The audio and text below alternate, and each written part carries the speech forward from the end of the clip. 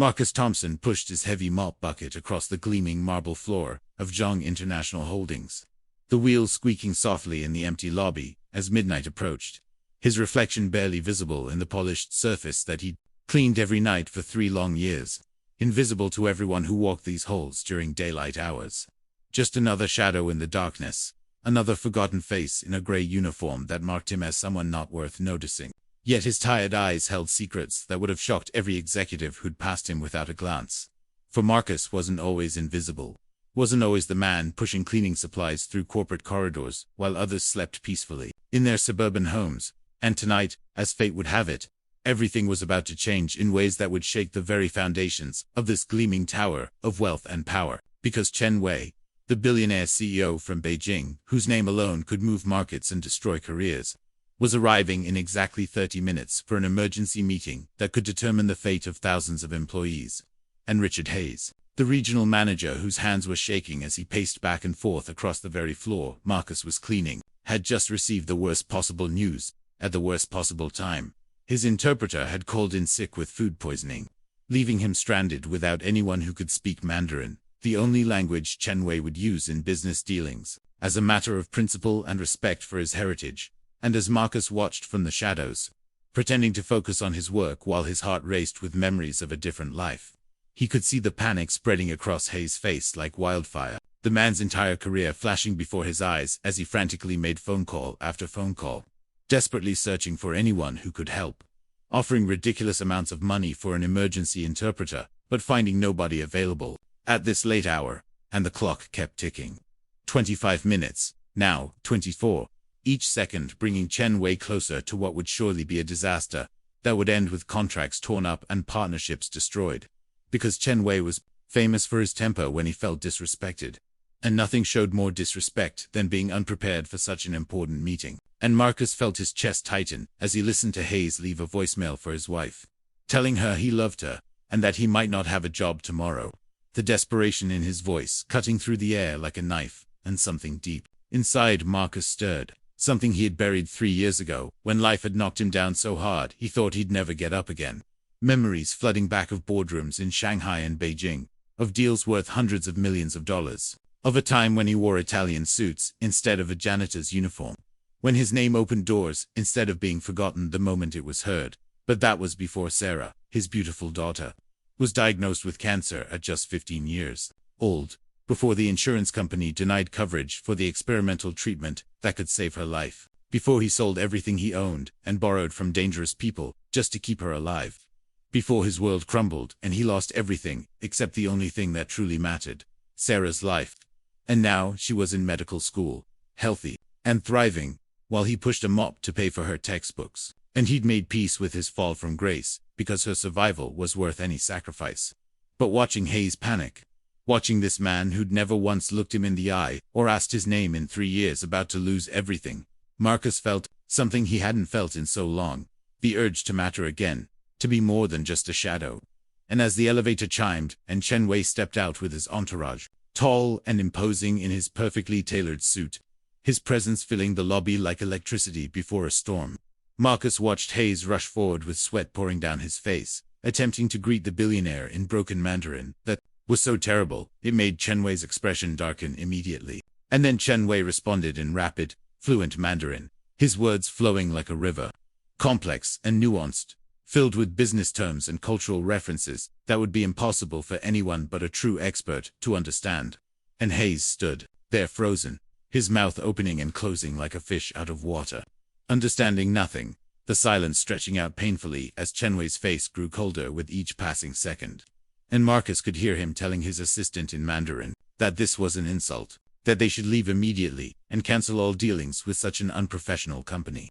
And that's when Marcus made the decision that would change everything. His hand releasing the mop handle as memories of his old life came rushing back, 8 years in Guangzhou, 4 in Shenzhen. Countless hours studying not just the language but the culture, the way of thinking, the subtle nuances that made the difference between a good deal and a great one.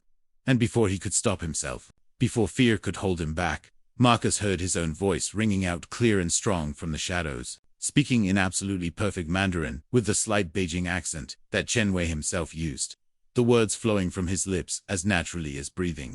And every single head in that lobby turned toward him in complete shock, Hayes looking like he'd seen a ghost. Chen Wei's eyes narrowing as he studied this janitor, who spoke like a scholar. And Marcus knew there was no turning back now. The invisible man was about to step into the light, and everything was about to change. The words that came from Marcus's mouth in perfect Mandarin hung in the air like a thunderclap. "Mr. Chen, please accept our deepest apologies for this unfortunate situation. Mr. Hayes holds you in the highest regard, and the interpreter's sudden illness was completely unexpected. Perhaps I could offer my humble assistance for this evening's discussion." And the silence that followed was so complete you could hear the hum of the fluorescent lights overhead. Chen Wei's sharp eyes studying Marcus with an intensity that could cut glass, taking in the gray janitor's uniform, the worn shoes, the calloused hands that spoke of manual labor, yet the contradiction of that voice, that perfect pronunciation, that formal business vocabulary that even many native speakers couldn't master. And Chen Wei responded in Mandarin, his tone testing and skeptical. "You speak remarkably well for someone in your position. Where did you study? Beijing University, Tsinghua, or perhaps you learned from books and videos, like most Americans who think they know our language." And Marcus walked forward slowly, each step deliberate and measured, his posture straightening, as if shedding years of burden with every movement. Leaving his mop bucket behind like a chrysalis, he was finally ready to break free from. "I lived in Guangzhou for 8 years, sir, working directly with technology manufacturers in Shenzhen for 4 more years after that. I was the senior cultural liaison for Morrison Technologies during their expansion into the Asian markets." And Hayes made a sound like someone had punched him in the stomach, his face going from pale to red to pale again as his brain tried to process what he was hearing. This janitor, he'd passed 1,000 times without a single thought.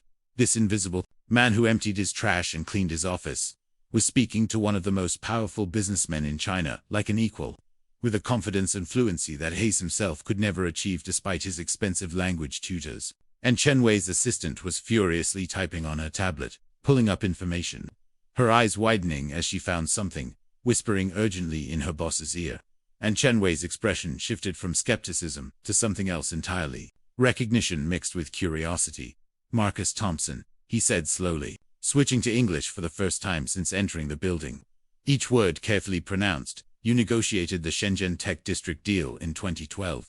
That was legendary work.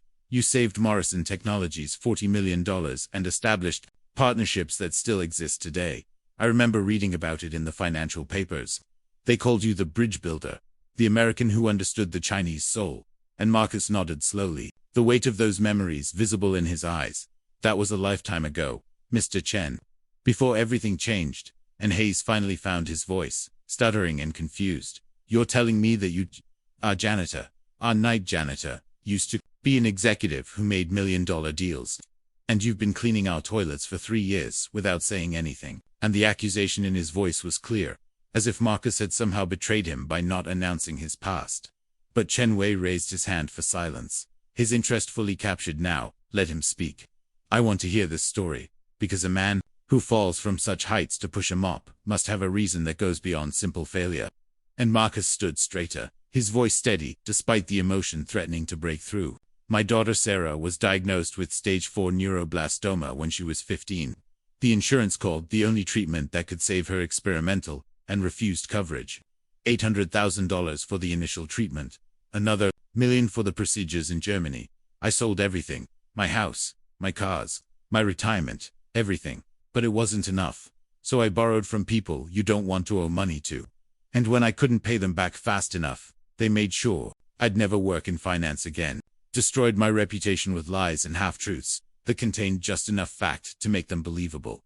But Sarah lived. Mr. Chen, she survived, and she's in medical school now, studying to help other children with cancer, and that's worth more than all the deals I ever made." And Chen Wei was silent for a long moment, his expression unreadable, while Hayes looked like he might collapse from the shock of it all. And then Chen Wei spoke again in Mandarin, deliberately excluding Hayes from the conversation. "And you chose to work here, in the same building where your former colleagues work, cleaning their offices, seeing your old life every single day. That must be either the greatest torture or the greatest strength I've ever witnessed." And Marcus replied in Mandarin, his voice carrying a quiet dignity. "Pride is a luxury a father cannot afford when his child needs him, Mr. Chen. And being invisible has taught me things I never would have learned in the boardroom. I've heard every deal made in this building for 3 years. I know your expansion plans, because your team discussed them in the elevator, thinking the janitor couldn't understand. I know Hayes is desperate for this merger, because his division is hemorrhaging money, and this is his last chance to save it.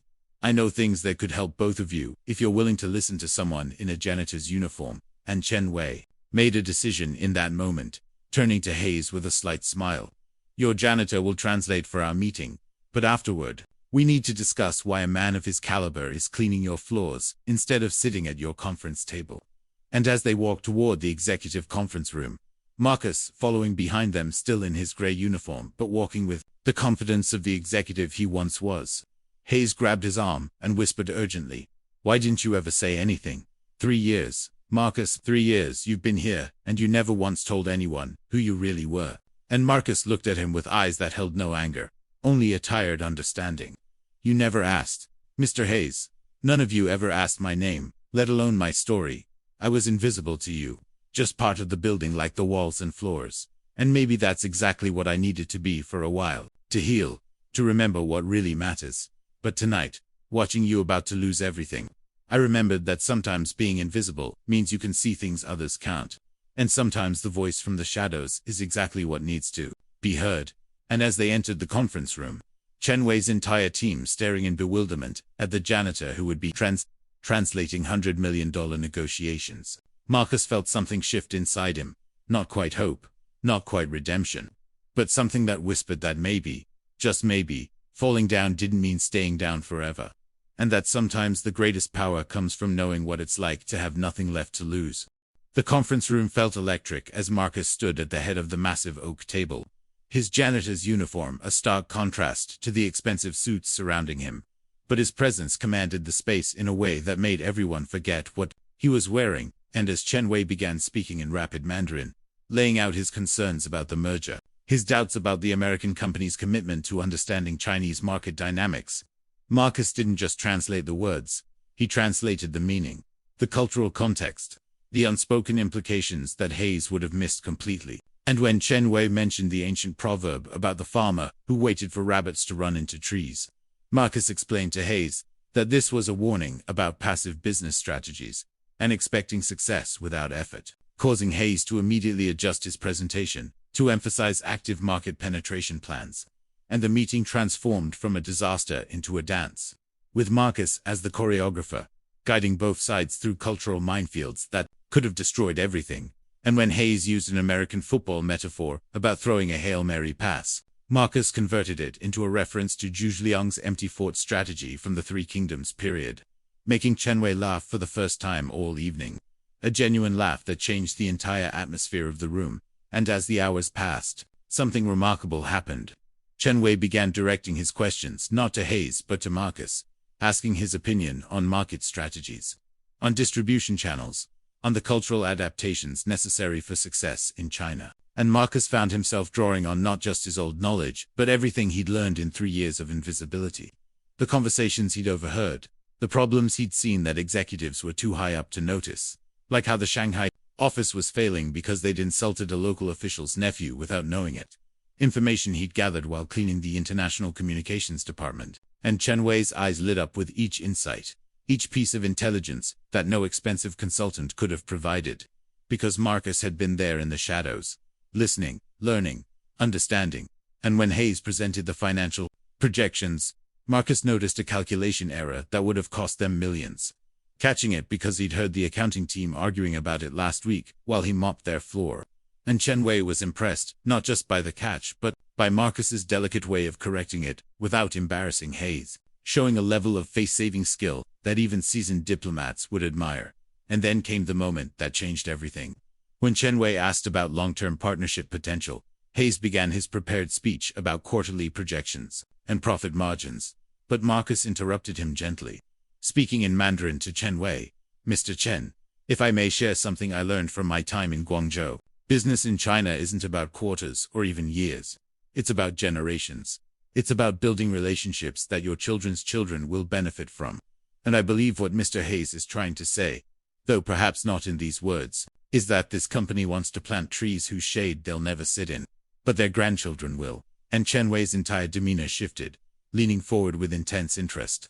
You understand the long game, Mr. Thompson, but does your company understand it? And Marcus turned to Hayes, switching to English. Tell him about your daughter, Mr. Hayes. Tell him why you really want this deal. And Hayes looked confused, but Marcus nodded encouragingly.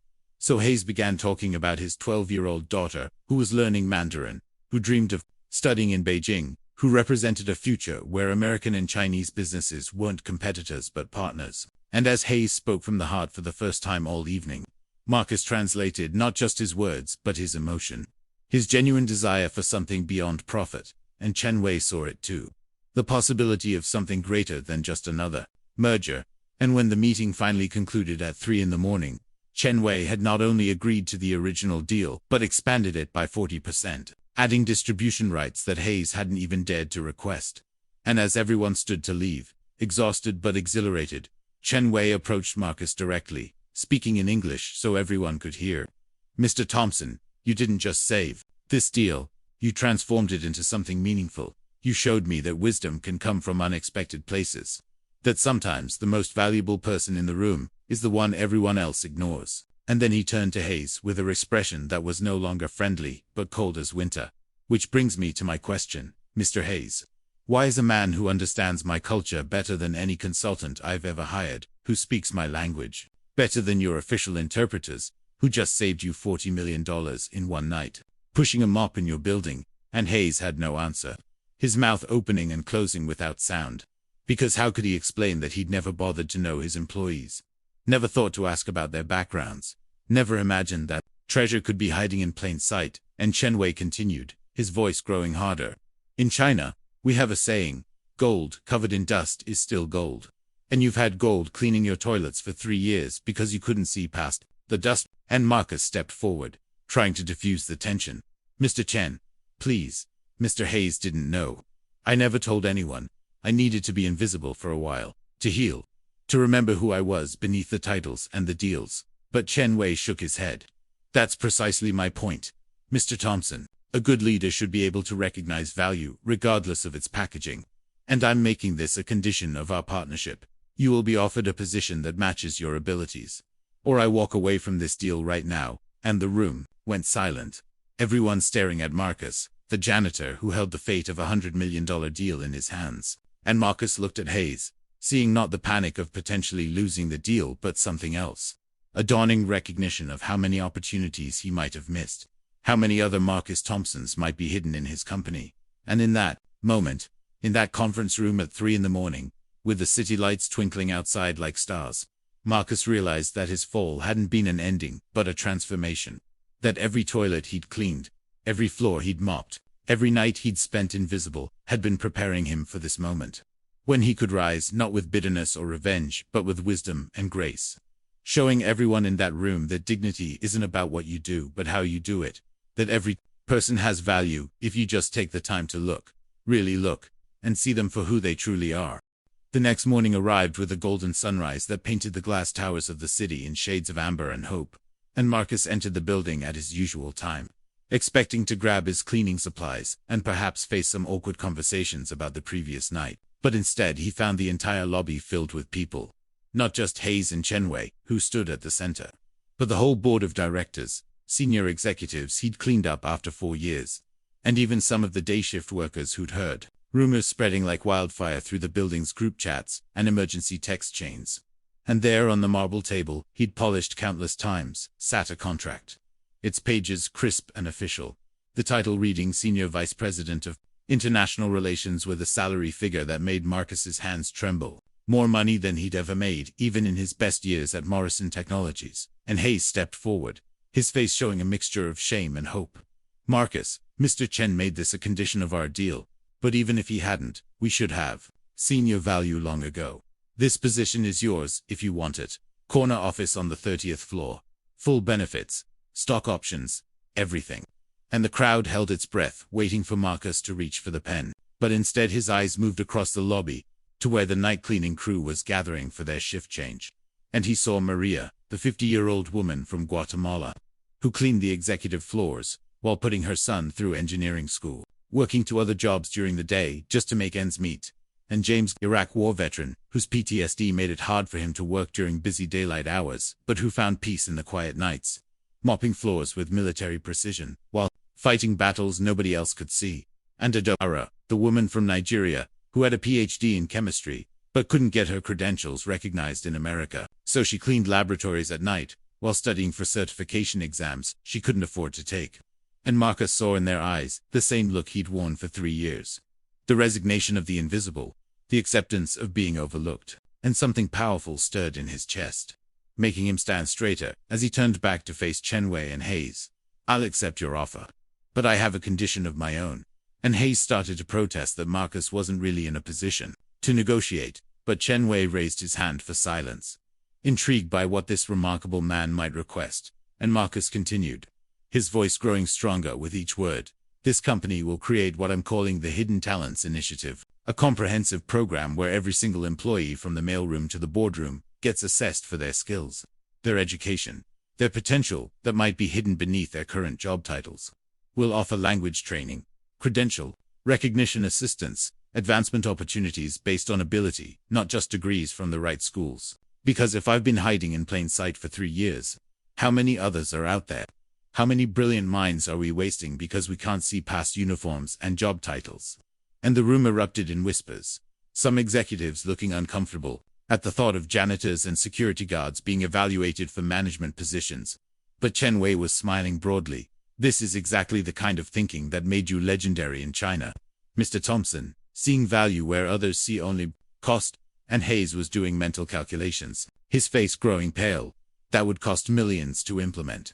The assessment alone would require consultants, the training programs, the infrastructure." But Marcus walked over to Maria and gently took the mop from her hands, holding it up for everyone to see. "This mop helped me learn humility, helped me understand that every job has dignity, but it also let me observe this company from an angle none of you could see. And I'm telling you that the talent you're wasting by not developing your existing employees is costing you far more than any program would." Maria here speaks 4 languages fluently and has a degree in accounting from the University of Guatemala. James has military logistics experience that could revolutionize your supply chain management. Adora could be leading your research division if someone would just help her navigate the credential recognition process. And as he spoke, other members of the cleaning crew started standing straighter, their faces showing a mixture of shock and hope, because nobody had ever spoken for them before. Nobody had ever suggested they might be more than just the invisible hands that kept the building running. And Chen Wei walked over to Maria, bowing slightly in a gesture of respect that made her eyes fill with tears. Then he turned to the board. "In China, we believe that jade in the rough is still jade. It just needs the right craftsman to reveal its beauty. And Mr. Thompson has shown us that this building is full of unpolished jade. I'm willing to invest $5 million of my own money into this Hidden Talents Initiative, separate from our merger, because I believe the return on investment will be extraordinary." And the board members looked at each other in shock, unable to argue with Chen Wei's money or his logic. And Hayes, who had been transformed by the previous night's revelations, stepped forward. "Marcus is right. We've been blind to the resources right under our noses. How many deals have we lost because we didn't have the right language skills? How many innovations have we missed because we only listened to voices from corner offices? I'm supporting this initiative fully." And Marcus set down the mop and picked up the pen, but before signing, he looked at his fellow nightworkers one more time. "This isn't just about me getting a second chance. It's about all of us getting the chance we deserve. The chance to show that every person in this building has something valuable to contribute if someone just bothers to ask." And as he signed his name on the contract, the cleaning crew began to applaud, joined slowly by others, until the entire lobby erupted in celebration, and Chen Wei leaned in close to Marcus, speaking quietly so only he could hear. "You know, Mr. Thompson, I've made billion-dollar deals that excited me less than what you're doing here. Because you're not just changing a company. You're changing how we see human value, and that's worth more than any merger." And as Marcus looked around the lobby at faces both familiar and strange, at people who'd ignored him and people who'd shared his invisibility, he realized that his 3 years of being unseen hadn't been a punishment, but a preparation, teaching him lessons that no MBA program could have provided, showing him that true leadership isn't about being seen, but about helping others become visible. And in that moment, surrounded by hope and possibility, Marcus understood that sometimes you have to fall all the way down to learn how to lift others up. 1 year later, the annual gala of Zhong International Holdings wasn't held in the usual luxury hotel ballroom but in the transformed lobby of their own building. The same marble floors Marcus had mopped, now reflecting the light of crystal chandeliers, and the faces of hundreds of employees whose lives had changed beyond recognition. And along the walls hung photographs that told stories of transformation. Maria, standing in front of the new Hispanic Markets division she now headed after her accounting degree was recognized and her multilingual skills finally valued. James, in his security director uniform, with his team of veterans he'd personally recruited and trained using military precision that had reduced security incidents by 70%. Adaura, in a lab coat, as the head of the African Expansion Program's research division, where her PhD was finally being used to develop products for emerging markets. And dozens more faces that had emerged from invisibility into positions of influence and success. And as Marcus stood at the podium in an elegant suit that fit him perfectly, he could see Sarah in the front row, her medical school white coat draped over her chair, tears of pride streaming down her face as she watched her father command the attention of everyone in the room, and Chen Wei sat beside her, having flown in specially from Beijing for this moment, because what had started as a simple condition for a merger had become a global phenomenon that was reshaping how companies thought about human resources. And Marcus began to speak, his voice carrying to every corner of the lobby. 1 year ago, I stood in this same spot, with a mop in my hand, invisible to most of you, just another shadow, ensuring your offices were clean for the morning. And today we celebrate not just my transformation, but the revelation of talent that was always here, waiting to be recognized, waiting for someone to simply ask, what else can you do? And he pulled out from behind the podium his old mop, now bronzed and mounted on a mahogany plaque.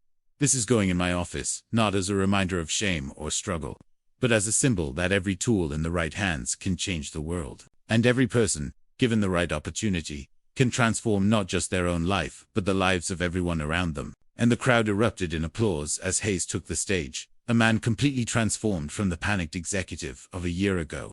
The Hidden Talents Initiative has identified and promoted 47 employees from non-traditional backgrounds into leadership positions. We've discovered 12 employees with advanced degrees that weren't being utilized, 8 with critical language skills we desperately needed, and countless others with experiences and perspectives that have revolutionized how we do business. Our stock price has risen 30%, but more importantly, our employee satisfaction scores are the highest in the industry because people know they're seen, they're valued. They're not just cogs in a machine, but human beings with potential. And then something unexpected happened, as a young janitor named David, who'd been hired just 6 months ago, raised his hand from the back of the room, his voice shaking but determined.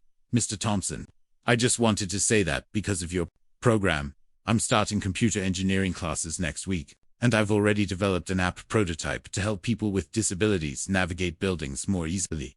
Inspired by my sister who uses a wheelchair, and Marcus's eyes lit up as he responded.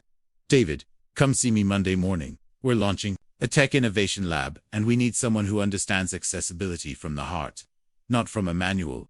And this interaction sparked something magical as other employees began standing up, sharing their hidden talents and dreams. A security guard who was secretly a talented graphic designer, a cafeteria worker who had innovative ideas about sustainable food service, a parking attendant who'd been developing a traffic flow algorithm in his spare time, and Chen Wei stood up, his voice commanding instant attention. What we're witnessing here isn't just a business success story, it's a revolution in how we value human potential. And I'm announcing tonight that all Chen Industries, companies globally, will be implementing their own hidden talents initiatives, because Marcus Thompson taught us that the most valuable assets in any company aren't in the boardroom or the corner offices. They're everywhere, waiting to be discovered. And the news crews that had been invited to cover the gala were frantically reporting this announcement that would affect millions of workers worldwide, and Marcus felt a hand on his shoulder, turning to find the man who'd loaned him money during his darkest days, one of those dangerous people he'd been unable to repay, and his blood ran cold until the man spoke.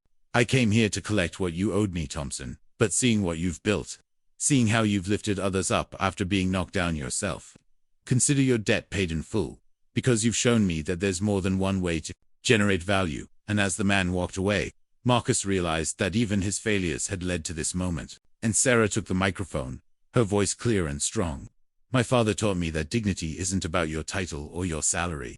It's about how you carry yourself through life's storms and how you help others weather theirs. He sold everything to save my life, and then he used his lowest moment to create opportunities for others to rise.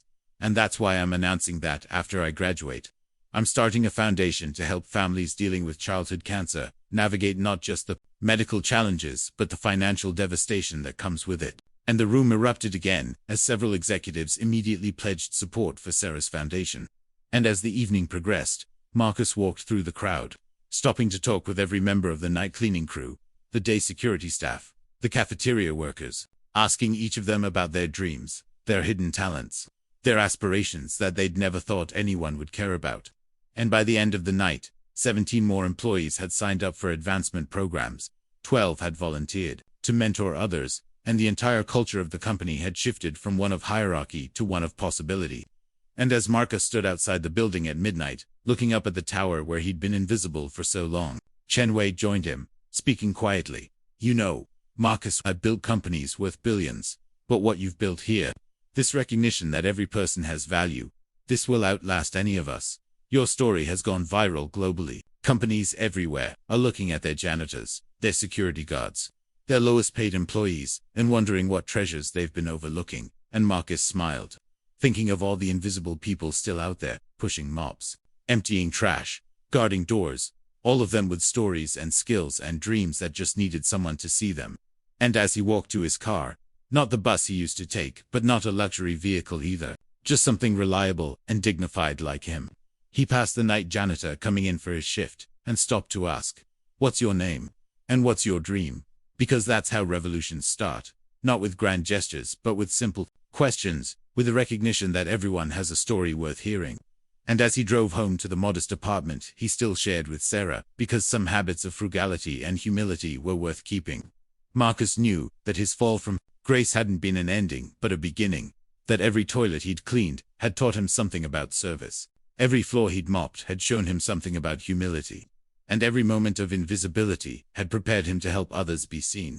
Because sometimes the most powerful person in the room is the one who remembers what it's like to be powerless, and uses that memory not for revenge, but for revolution, not for personal gain, but for collective transformation. And as the city lights twinkled around him like stars full of possibility, Marcus Thompson, the janitor who answered in perfect Chinese, the invisible man who became a beacon of hope, smiled, knowing that tomorrow someone else would step out of the shadows, and he would be there to see them, to value them, to help them rise.